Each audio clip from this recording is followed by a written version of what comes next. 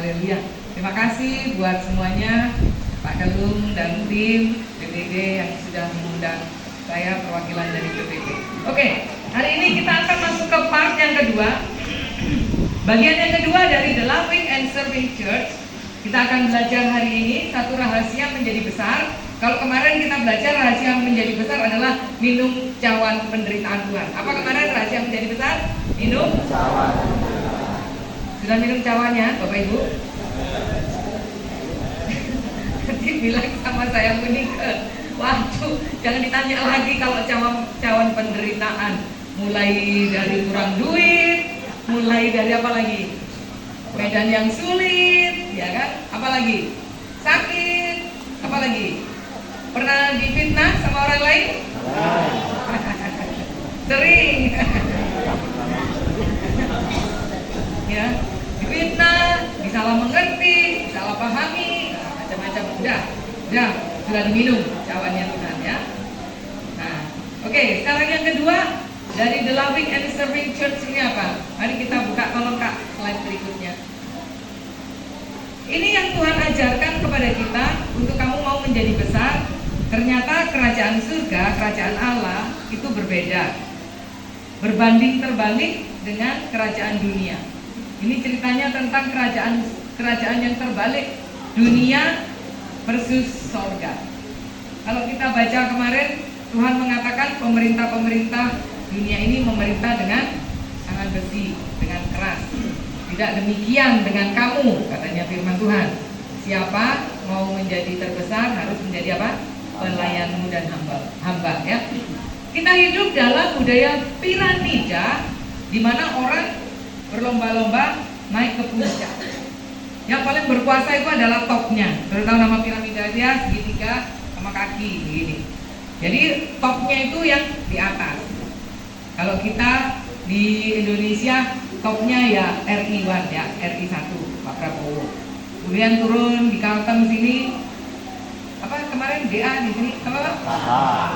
AHA. Oh, KH1 kan kayak gitu. Kalau lihat mobil KH1 kita sudah tahu dah siapa itu yang di dalamnya, kan? Perlakuannya beda dong KH1 sama kalau misalkan saya masyarakat di sini KH 3 juta.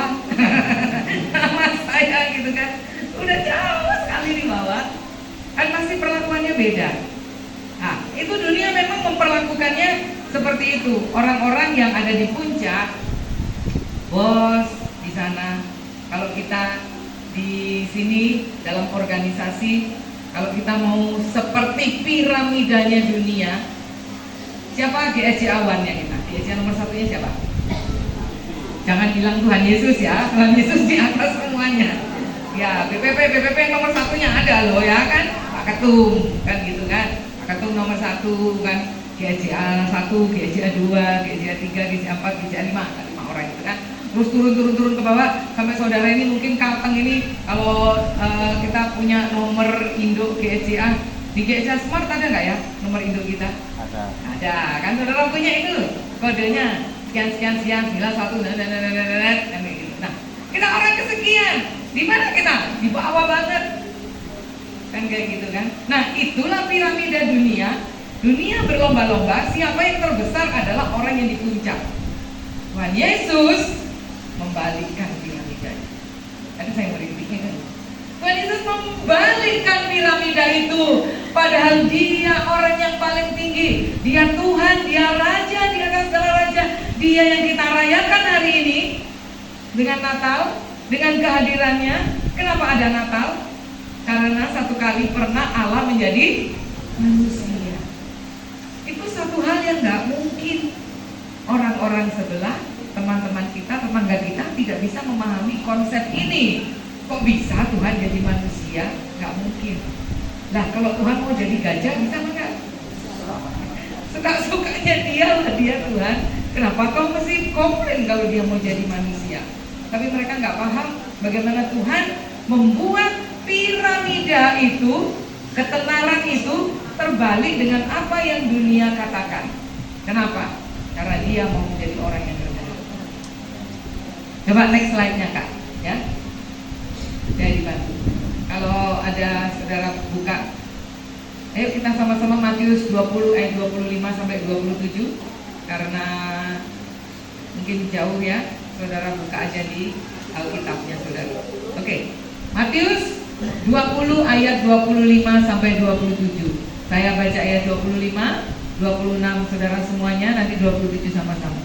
Tetapi Yesus memanggil mereka lalu berkata, kamu tahu bahwa pemerintah-pemerintah bangsa-bangsa memerintah rakyatnya dengan tangan besi, dan pembesar-pembesar menjalankan kuasanya dengan keras atas mereka. Silakan, 1, 2, 3.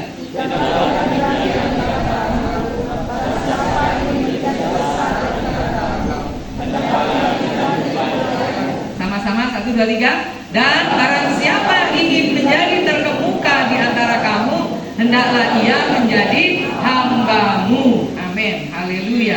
Coba dibantu dengan slide berikutnya. Kalau kita melihat ini adalah satu yang disebut piramida terbalik. Lukas pasal 6 juga menceritakan tentang atau mengatakan tentang piramida terbalik ini yang dibuat oleh Tuhan. Saudara cek Lukas 6 ayat 24 sampai 26. Tetap ya, saya baca ayat yang pertama, kedua saudara, yang ketiga maksudnya 26 kita semua. Tetapi celakalah kamu, hai kamu yang kaya, karena dalam kekayaanmu kamu telah memperoleh penghiburanmu. Silakan, 1, 2, 3.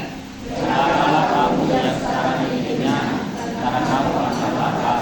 Celakalah kamu yang sekarang ini lapar, karena kamu akan berbuka. Sama-sama, 1, 2, 3. Celakalah kamu jika semua orang memuji kamu, karena secara demikian juga nenek moyang mereka telah memperlakukan nabi-nabi palsu. Ini Tuhan sedang membalikkan keadaan. Piramida dunia tadi yang di ujungnya itu adalah yang paling top. Sekarang Tuhan mengatakan, kamu celaka kalau kamu kaya, karena di dalam kekayaanmu itu kamu sudah menerima penghiburanmu. Orang kaya yang tidak bisa melakukan seperti yang firman Tuhan itu, piramida terbalik. Orang yang di bawah, orang yang mau jadi besar, itu adalah orang yang paling bawah. Jadi kepemimpinan kita di organisasi ini seharusnya seperti dunia apa seperti yang Tuhan mau? Seperti yang Tuhan mau. Kalau seperti yang Tuhan mau, siapa yang paling di bawah? BPD nomor 1, nomor berapa yang paling bawah? BPD nomor 1, ya kan? Yang menopang semuanya ke atas. Kebalik kan? Itu penderitaan yang sangat menderita Bapak Ibu, karena tanggung jawab besar, disalah-salahin. Nanti kalau kebijakannya tidak sesuai dengan kehendak orang yang mengajukan proposal, dimusuhi. Nanti pemilihan yang akan datang, nggak usah dipilih. Kok gitu sih Ibu Nika ini ngomong yang terus terang? Iyalah, kita manusia, ya kan?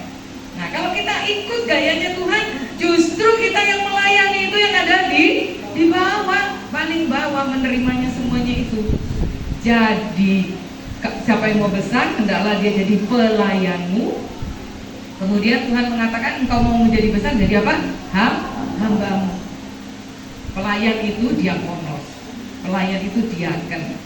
Kalau istilahnya sekarang adalah kalau kita ke restoran, kemudian disiapin makanan, ditaruh piring, menunya, makanan yang kita pilih taruh di meja, kemudian dia menyajikan. Yang terakhir kalau kita sudah selesai makan, kita masih ngobrol-ngobrol, dia bilang boleh di clear up, boleh dibersihkan mejanya Bu, supaya rapi, diambil semua sampah-sampahnya, piring-piring berantakannya dilap sedikit, supaya kita masih bisa ngobrol, dituangin air minumnya kita. Itu adalah diaken yang melayani meja, memastikan semuanya sudah teratur, bisa dapat makan yang baik. Tapi kalau hamba, dulos beda lagi. Bukan cuma pelayan-pelayani meja, dulos itu adalah seorang hamba yang sudah gak punya identitas. Bapak Ibu pernah nonton film judulnya The Gladiator?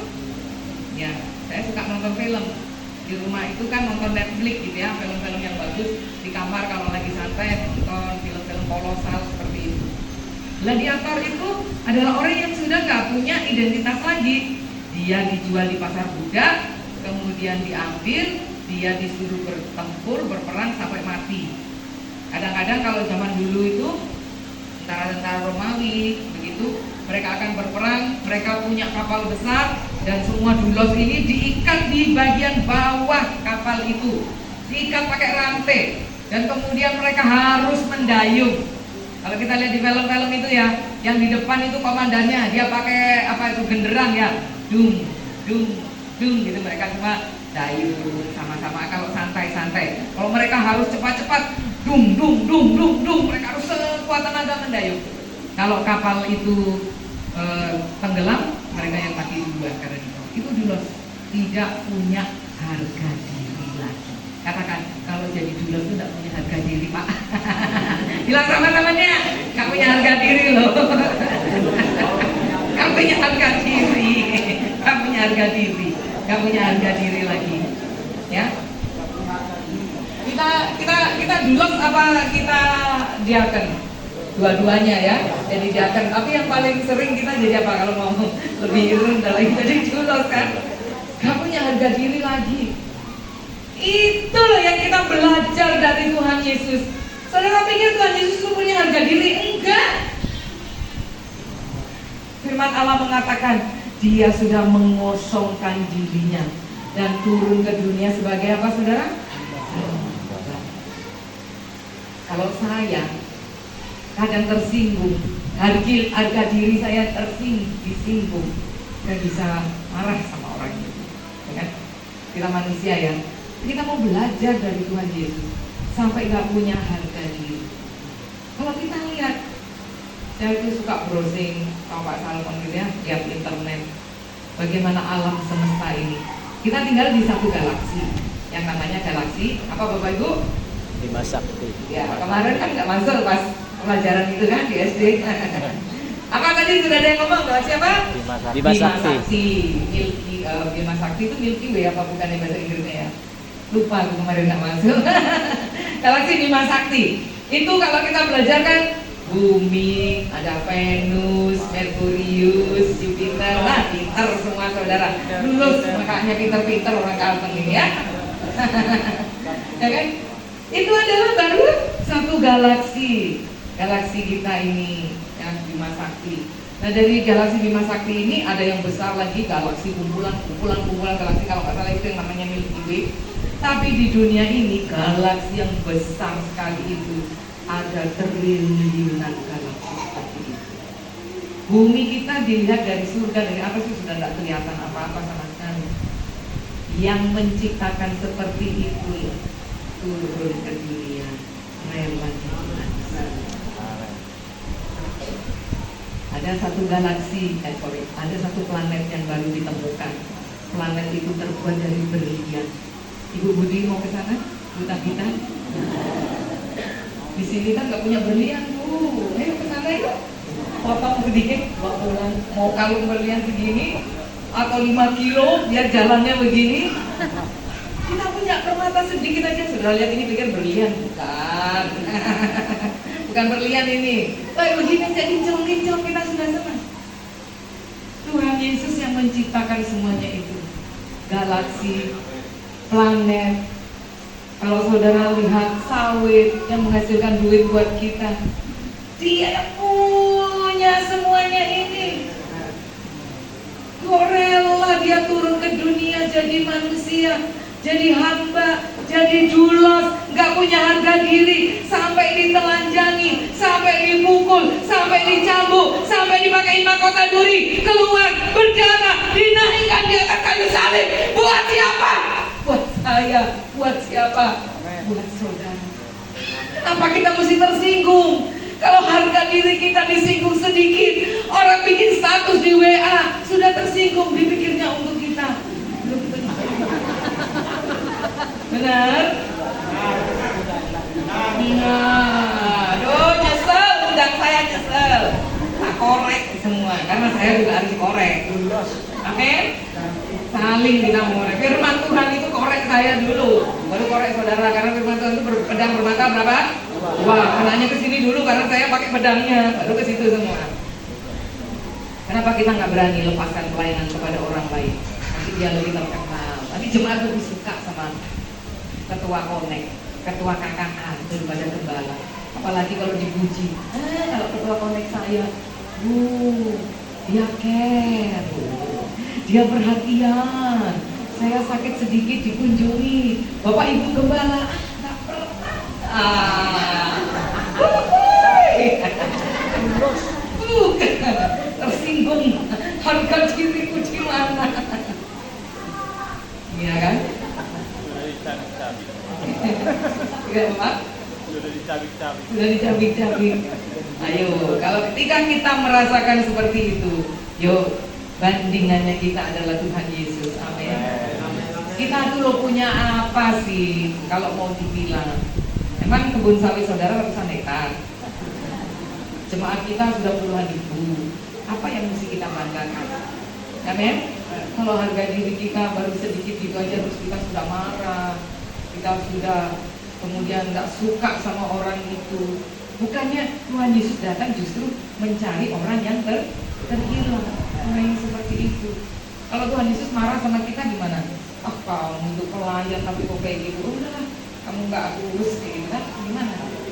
Tapi Tuhan Yesus justru dia datang melayani kita.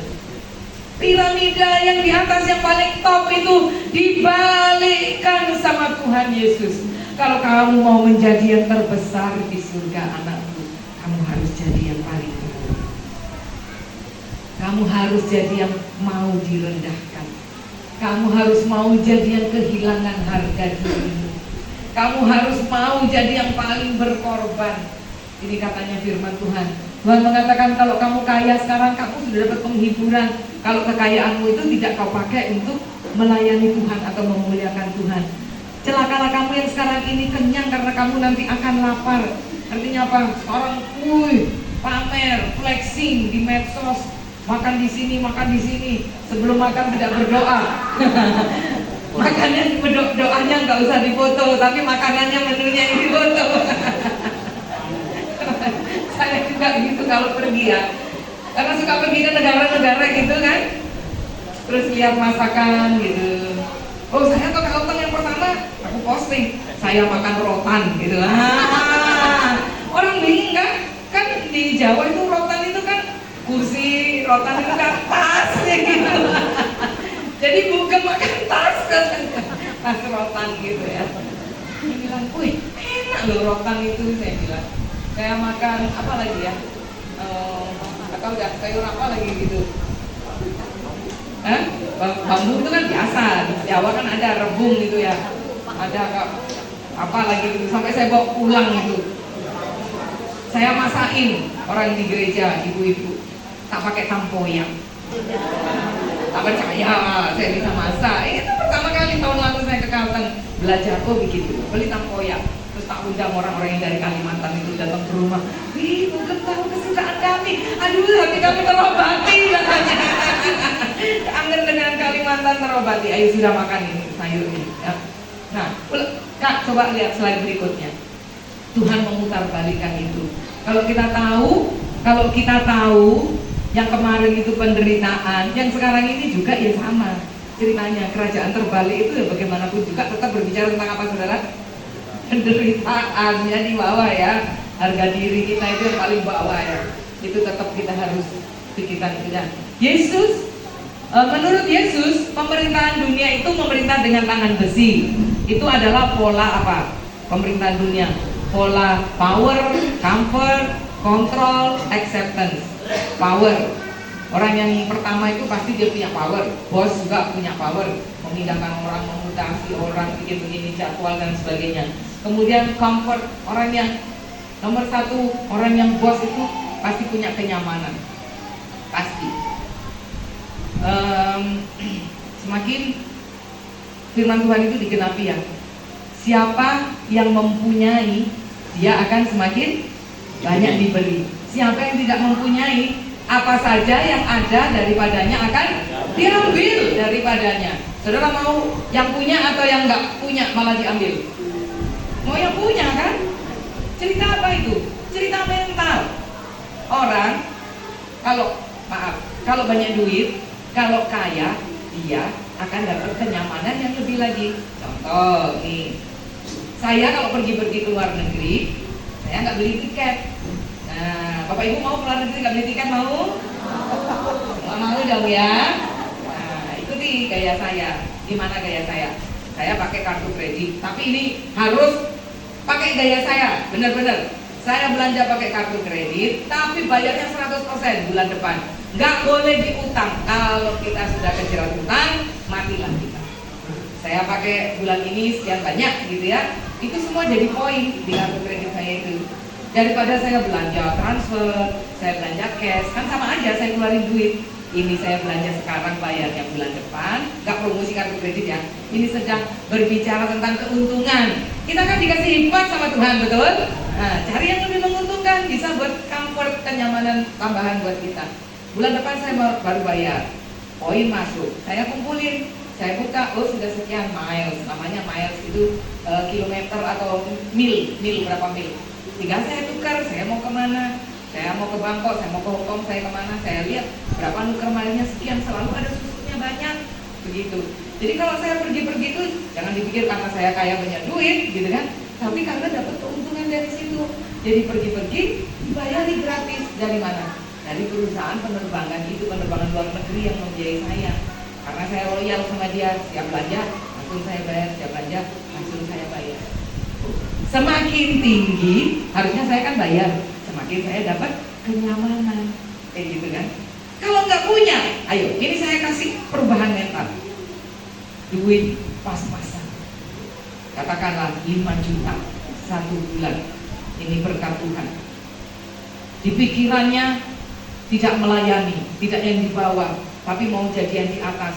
Wah, sebelah sudah ganti NMAX kawan, sepeda motornya. NMAX berapa ya? 40 juta? Berapa puluh juta? Hah? 40? Ya pokoknya 40-an ya. Wih, panas. Wih, akan ada radar. Apa kata orang kalau motor saya masih cekeker? Sekali lagi nggak mau undang saya nanti terus terang gitu ya. Saya ini cuma mau buka pikiran supaya saudara kita bisa sama-sama naik, tapi kita tetap rendah hati. Amin. Amin. Kita akan jadi orang yang besar, tapi tetap di bawah, tetap rendah hati seperti Tuhan Yesus. Akhirnya ya udahlah seadanya bayar uang muka. Apa yang terjadi saudara? Mental miskin itu membuat kita semakin miskin. Uang kita 5 juta akhirnya nggak cukup, nggak bisa makan, nggak bisa bayar kredit. Apa yang ada padamu akan diambil, motornya diambil lagi. Sama malu apa enggak? Loh, kemarin motornya ada, sekarang diambil. Terus nggak cukup, tambah kasur, tambah TV, tambah apa lagi? Tambah kulkasnya, habis layar di rumah. Itu loh kata firman Tuhan. Tuhan itu sudah ngajarin kita yang benar. Nah, orang-orang dunia ini memang perlu yang seperti kenyamanan, comfort, kontrol. Orang nomor 1 itu pasti punya kontrol dan punya acceptance atau penerimaan. Sementara Tuhan Yesus membalikkan semuanya ini, ya. Dia berbalik. Barang siapa mau menjadi besar, hendaklah ia menjadi pelayan, diakonos atau menjadi hamba doulos, ya.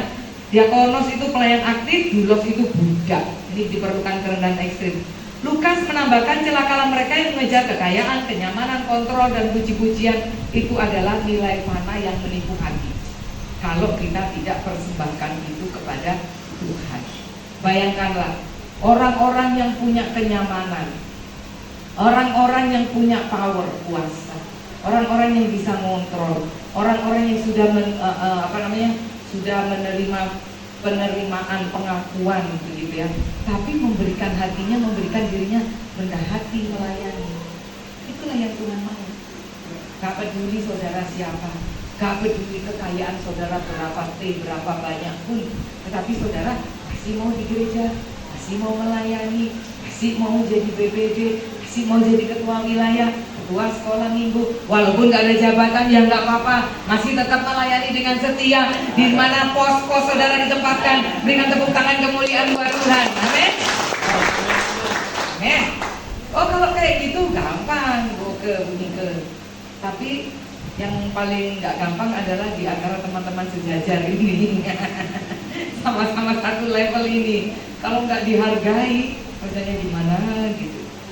Ayo santai, foto. Ya, Bu Bendum gak diajak, Bu Bendum tersinggung. Itu hal-hal praktis ya. Nah, sekarang kalau kita mengerti Tuhan Yesus membalikkan, Kita lihat dia aja yang punya seluruh dunia sampai gak punya harga diri kok. Sampai orang-orang di sebelah kalau menghina kita gimana? Itu loh yang disalib, maaf, cuma pakai kanjut, ya kan kayak gitu kan? Ingin kita lihat Tuhan Yesus waktu disalib, apa dia pakai apa? Apa dia pakai planet berliannya, kemudian dia bawa taruh di kalungnya? Dia yang ciptain. Apa itu yang dia sedang tunjukkan? Yang dia sedang tunjukkan adalah penderitaan, penghinaan, harga diri yang gak ada sama sekali, yang sudah direndahkan sama sekali. Tapi dia mau dia didirikan di atas kayu salib. Terima ini, pahami ini. Saya juga sering belajar seperti itu. Kalau saya sampai berada di sini, di BBP, itu nggak pernah saya pikirin, nggak pernah saya pikir, oh bisa jadi BBP. Seandainya saya ikut di kongres, kemudian dipilih dari antara, kalau yang datang kongres itu 1.600 orang, siapa yang kenal sama saya? Siapa yang mau pilih saya? Gak ada. Bakal calon aja nama saya nggak akan mungkin. Ya kan? Tapi kalau Tuhan Yesus mau saya di situ, ada sesuatu hal yang Tuhan mau. Yang pertama yang Tuhan mau adalah kerendahan hati saya. Tuhan sedang melucuti apa? Kenyamanan saya. Kalau saya mau bilang, saya disuruh keliling-keliling, lebih nyaman saya di rumah. Saya di rumah itu, sekarang saya nggak ngurusi anak. Kalau dulu ibu-ibu masih punya anak kecil kan, pagi-pagi bangun, masakin, bawain bekal ke sekolah, ya kan, mandiin anaknya kalau belum bangun, ngomel. Nah, pagi-pagi sudah berbuat dosa kan, bangun. Nah, saya udah nggak ada dosa ngomel untuk anak, nggak ada bu, ya kan? Ya kan udah lewat, ya kan? Bawa anak ke sekolah, kalau nggak ngerjain PR, stres. Saya udah lewat, jadi saya nggak bangun pagi lagi. Maksudnya nggak bangun pagi-pagi itu untuk nyiapin anak. Bangun paginya saya apa? Bu Bintang yang satu kamar sama saya tahu ya. Bangun paginya saya apa? Berdoa, bisa agak lama. Ya kan? Jadi kalau saya pikir mau kenyamanan, ya enakan di rumah dong, nyaman. Saya bangun tidur, saya penyembahan 1 jam, saya baca Alkitab. Oh ya, ini mau saya bagi Bapak Ibu. Kalau BPD Kaltengsel ini mau punya baca Alkitab sama-sama, sudah punya aplikasinya Pak? Belum. Nah, ini gereja kami bikin aplikasinya. Masuk di Play Store, aplikasinya itu adalah Hagios. Begini, merah ini. Ini gambar burung Roh Kudus ini yang merah ini. Hagios. Coba masuk di Play Store atau di apa namanya? Apa? Hagios. Apa? Kalau Android apa namanya? Play Store ya. Kalau ini App Store ya, Apple Store ya. Ya. Nah, ini yang buat kami dari gereja. Kalau Bapak Ibu masuk di sini apa? Ada. Ini belum terlalu sempurna. Tapi oke lah untuk kita baca Alkitab. Jadi kalau ini nanti semua pendeta, semua PI akan baca Alkitab 1 tahun selesai, ditambah 2 kali Mazmur, 2 kali Amsal, ya. Kenapa Pak? Iya, kalau itu. Tapi kalau ini kan enak, tinggal buka. Kalau saudara buka sekarang tanggal 26, buka tanggal 26-nya. Nah, sudah ada bacaannya, sudah ada devotion-nya, sudah ada perjanjian lamanya baca apa, perjanjian barunya baca apa. Hagios yang merah, yang atas ini burung. Nah, terus Pak Kelung, kalau mau tahu siapa yang paling rajin baca Alkitab, tanya ke saya, karena kami punya servernya. Kelihatan Kelung Jegia baca, Pak Budi nggak baca, gitu misalkan. Kelihatan di situ. Jadi kalau bikin kejutan nanti mau dikasih kasih penghargaan gitu, yang paling rajin baca Alkitab ketahuan. Jadi kami memacu juga leader-leader dari sini, jemaat-jemaat dari sini. Di-connect mereka baca sama-sama di sini. Begitu. Ada bagus kan? Nah, ini kita coba mulai sama-sama berkembang. Apa yang bisa kita lakukan, ya. Oke, lanjut Nak, next slide-nya. Dunia mempromosikan kebesaran yang menekan dan mengikat. Orang yang mengejar power, kontrol dan sebagainya itu cemas. Saudara tahu nggak ini kalau orang takut kehilangan power selalu cemas? Ya contoh-contohnya ya teman-teman kita yang sudah duduk di pemerintahan itu, betul kan? Setiap 5 tahun sekali pilkada mereka akan berusaha konstituennya tidak direbut orang, mereka pelihara, mereka keluarin dana banyak, kan seperti itu, untuk tetap berada di posisi teratas. Itu Tuhan membalikan keadaan sama kita. Tuhan bilang apa, kamu nggak perlu takut sama ini, nggak perlu cemas, nggak perlu kehilangan. Kalau saya mau tanya sama Bapak Ibu ya, sama saya sendiri, diri saya aja refleksinya, kenapa saya cemas kalau jemaat saya pergi? Kalau orang datang banyak, senang. Tapi kalau pergi, saya cemas, sedih, gitu kan. Akhirnya diblok, ini pergi itu, gak mau punya kontak lagi. Kenapa? Karena gak mau kehilangan ya, yang pertama. Yang kedua mungkin juga ada di antara kita yang gak mau kehilangan masalah finansial. Itulah yang kita bicarakan tadi siang. Kita harus merdeka dari itu. Saya dengan suami sudah menetapkan memang dari dulu kami mau mandiri secara finansial. Gereja mensupport itu harus. Apa katanya orang kalau gereja gak mensupport, gitu kan? Gereja mensupport. Tapi kami juga karena Tuhan berkati lebih banyak lagi berkorban untuk gereja, gitu. Dengan kita punya sesuatu di tangan kita tidak akan takut. Artinya begini, kita tidak memelihara jiwa-jiwa karena kita mau sesuatu. Mereka kalau tidak ke gereja tidak bayar perpuluhan, tapi kita merawat jiwa-jiwa benar-benar dengan hati tulus karena kita mau melayani mereka. Amin Bapak Ibu. Malahan kita bisa berbagi untuk mereka. Seperti tadi sudah Pak Parto ya, berbagi sharing gitu kan sama saya. Mau pelihara 100 anak muda untuk kemudian itu menjadi gereja masa depan. Dengan apa? Dengan berusaha tanam sawit dan sebagainya. Saya yakin Kaltensel ini kalau mulai dengan program yang kita bicarakan tadi, saudara akan jadi pilot project di Indonesia ini. Berikan tepuk tangan kemuliaan Tuhan. Semua daerah akan bilang, lihat itu Kalten, mereka mandiri, mereka pendeta-pendetanya sudah bebas finansial. Saudara mau bebas finansial, amin? Amin. Bebas finansial itu artinya nggak mikirin duit. Kita bisa melayani itu justru lebih fokus karena yang kita usahakan sekarang ketika kita kuat, itulah yang menyokong kita. Begitu loh prinsipnya. Kita kerja sekarang 10 tahun, sawit kita menghasilkan, nantinya kita akan dipelihara seumur hidup. Saudara sekarang butuhnya berapa? 10 juta katakan. Sawitmu menghasilkan 20 juta. Yang 10 jutanya untuk pengembangan pelayanan. Amin. Kita dipelihara. Jadinya kita punya harga diri. Beda ini ya, saya ngomong harga diri ya. Harga dirinya itu artinya tidak direndahkan orang karena kita menjadi orang yang suka minta-minta. Maaf ya, bantu dong, malu, ya kan? Bantu dong, proposal dong, maaf, terus terang ini, ya kan? Karena saya mau bangun kita semua Kaltensel ini jadi pilot project. Kita punya mental yang bagus. Nanti ke depannya 20 tahun lagi, wah semua datang ke sini, wah mobil, rumah, kayak gitu kan? ATM-nya, amin ibu-ibu bapak-bapak, amin. Itu yang melihara kita dengan berkat-berkat Tuhan.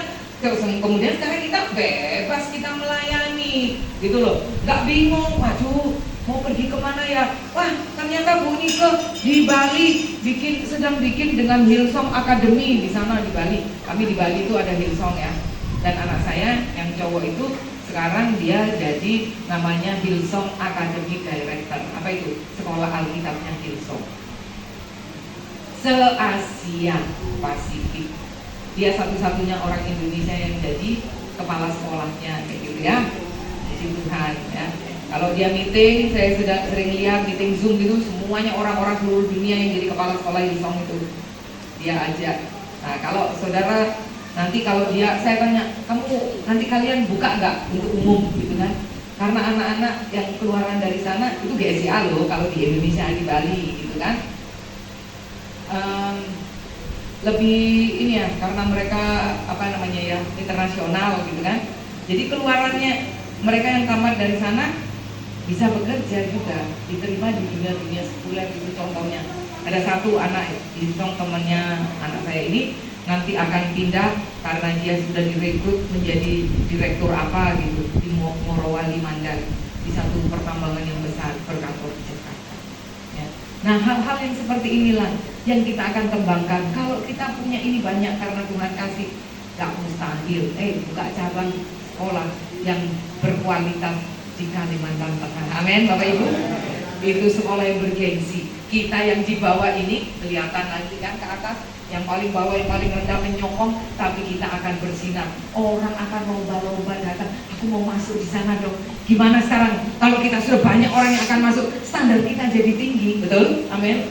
Harus bisa bahasa Inggris. Nah, kalau sudah banyak orang yang melamar, kan kita pasang tarif tinggi, artinya standar tinggi. Kamu mau masuk ke sini, sekolah sini, jadi pendeta. Akhirnya banyak orang yang mau jadi pendeta gitu loh Pak Budi. Tidak kekurangan kan nanti ya. Karena kita punya apa? Kita standar yang tinggi. Dimulai dari apa? Dimulai dari mimpi yang kecil dulu. Apa-apa Tuhan beserta, akan naik. Standar yang tinggi. Diterima mahasiswa baru, harus bisa bahasa Inggris. Lulus sampai 1 baru diterima. Misalkan kayak begitu, ya kan? Harus seperti itu. Nah, itulah power kita, kenyamanan kita, rasa penerimaan kita, apalagi kontrol kita serahkan semuanya itu hanya bagi kemuliaan nama Tuhan. Sekali lagi berikan tepuk tangan kemuliaan bagi Dia. Next slide-nya, yang terakhir ini ya. Kerajaan Allah membalikkan nilai, melayani itu sama dengan menjadi besar. Kalau kita melayani, itulah yang terbesar. Slide berikutnya ya, kepemimpinan itu tidak menambah beban, tapi kepemimpinan itu kita menolong orang lain. Lanjut Kak, yang terakhir. Slide berikutnya. Pilihan hidup Kristen adalah kontrakultur. Artinya kehidupan Kristen kita ini terbalik dari budaya dunia ini. Menjadi rendah hati, melayani, menanggung penderitaan, itulah tanda kebesaran surga. Jangan dibilang kita direndahkan, kita dihina, kita menjadi orang yang menjadi hamba, disebutnya aja hamba Tuhan. Kenapa sih kita kok disebutnya hamba Tuhan? Harusnya kita disebut apa? Manajernya Tuhan gitu loh Kak, lebih baik ya. Direkturnya perusahaan Tuhan gitu kan lebih baik. Kenapa dibilang hamba Tuhan? Ya, karena Tuhan juga turun sebagai hamba. Dia juga dibilangnya hamba Allah, ya kan? Kita juga gitu, jadi hamba Tuhan. Kontrakultur. Justru ketika kita direndahkan, itulah kebesaran surgawi yang sedang kita terima. Kita sedang ada di bawah bersama-sama dengan Kristus. Katakan, kalau kamu direndahkan, kamu sudah sama menjadi seperti Yesus. Katakan, amin, Bu Meli. Ya, kalau direndahkan bersama seperti Yesus, amin. Iya. Jadi sekarang nggak usah takut di bawah, nggak usah takut direndahkan.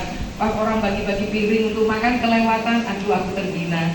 Haleluya, piring aja terhina, belum naik ke kayu salib. Amin Bapak Ibu. Ya, udah nggak usah punya harga diri lagi, nggak apa-apa. Karena justru itulah kebesaran surga yang ada dalam diri kita. Berikan tepuk tangan kemuliaan bagi Tuhan. Amin. Masih ada kata satu slide? Kalau tidak ada berarti saya sudah cukup. Masih ada? Terakhir? Sudah ya? Oh, terakhirnya ini. Ya, Tuhan menghargai hamba yang rendah hati. Itu ibadah kami. Kalau kami ibadah seperti itu 2 kali, kadang 3 kali. Kalau 3 kali tidak penuh. Kemarin itu waktu ibadah kematian Tuhan Yesus atau apa. Kita tidak kehilangan identitas saat merendah. Saudara nggak kehilangan identitas sebagai anak Allah, sebagai hamba Allah di mata Tuhan. Kalau di mata dunia mungkin saudara kehilangan itu ya. Tadi Pak kan cerita ya, ngobrol sama orang muslim, kelihatannya Jawa gitu ya. Pas tahu Pak pendeta, langsung cek orang yang berhenti. Itu kan menghina kita, merendahkan kita. Aku harus sama-sama gitu kan. Tapi di hadapan Tuhan kita tetap diterima sama Tuhan. Amin. Itulah kita menyerahkan untuk Tuhan, ya kan? Kita tidak kehilangan identitas saat kita merendah. Kita tetap anak Allah, kita tetap hamba Allah di mata Tuhan. Ketika kita direndahkan, amin. Justru kita menempel lebih dekat kepada Kristus, karena Tuhan yang memegang upah yang sejati buat kita, amin. Tuhan yang memegang upah yang sejati buat kita. Ketika kita direndahkan, Tuhan memegang upah. Tuhan yang memberikan kita upah. Ketika Yesus direndahkan, Allah meninggikan Dia. Allah meninggikan Dia, nama di atas segala nama. Itulah yang dikaruniakan kepada Yesus Kristus. Berikan tepuk tangan kemuliaan bagi Tuhan. Saya juga tidak sanggup lagi berkata-kata. Biarlah hari ini kerendahan hati itu tidak menjadi apa-apa kehilangan harga diri. itu masih termasuk dalam penderitaan, kita bisa terima itu. Siapa sih kita ini mau sombong? Kita nggak ada apa-apanya.